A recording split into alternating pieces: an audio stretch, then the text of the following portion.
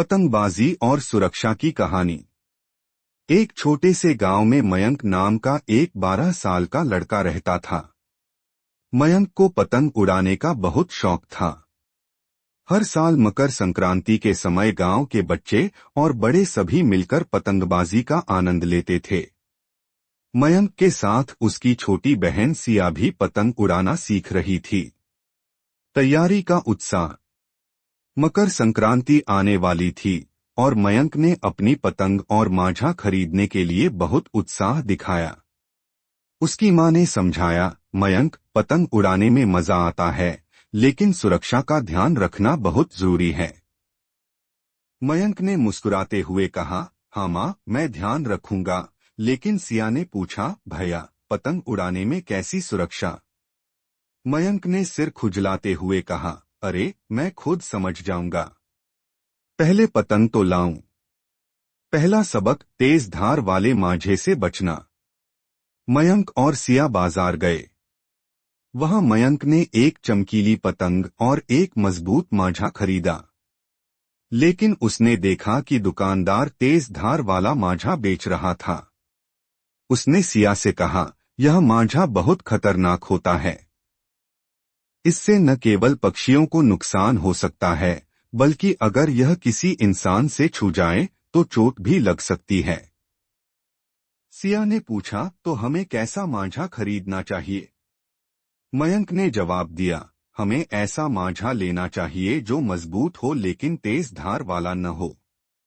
दूसरा सबक, छत पर ध्यान रखना। घर आकर मयंक और सिया ने अपनी पतंग उड़ाने की तैयारी शुरू की। मयंक ने सिया से कहा, जब हम छत पर जाते हैं तो हमें ध्यान रखना चाहिए कि छत का किनारा बहुत सुरक्षित हो। छत पर दौड़ने या झुकने से गिरने का खतरा होता है। सिया ने कहा, ठीक है भैया, मैं ध्यान रखूंगी। तीसरा सबक, बिजली के तारों से दूरी। पतंग उड़ाते समय मयंक ने सिया को समझाया, हमेशा पतंग को बिजली के तारों से दूर रखना चाहिए। अगर पतंग का मांझा तारों से छू जाए तो बिजली का झटका लग सकता है। सिया ने पूछा, लेकिन अगर पतंग फंस जाए तो? मयंक ने जवाब दिया, अगर पतंग फंस जाए तो उसे खींचने की कोशिश मत करना। किसी बड़े से मदद मांगो। चौथा सबक, सुरक्षित कपड़े और जूते पहनना।